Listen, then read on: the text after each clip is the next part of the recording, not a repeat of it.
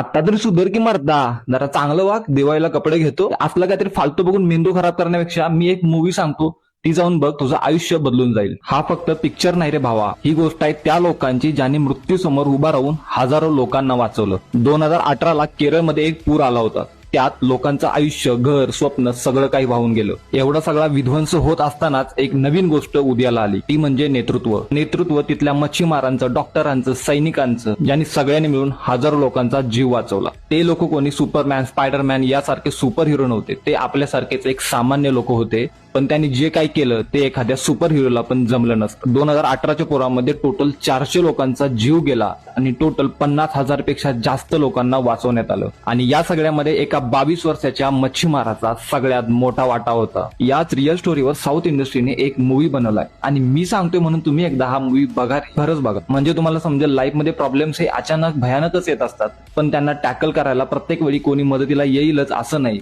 त्यामुळे स्वतः super hero बनायला शिका. या मूवीची लिंक पण मीच तुम्हाला देतो. फक्त ही रील तुमच्या एका वाया गेलेल्या मित्राला शेअर करा आणि कॉमेंट करा 2018. बाकी आता मग दमलात असेल तर मग ढकलवर.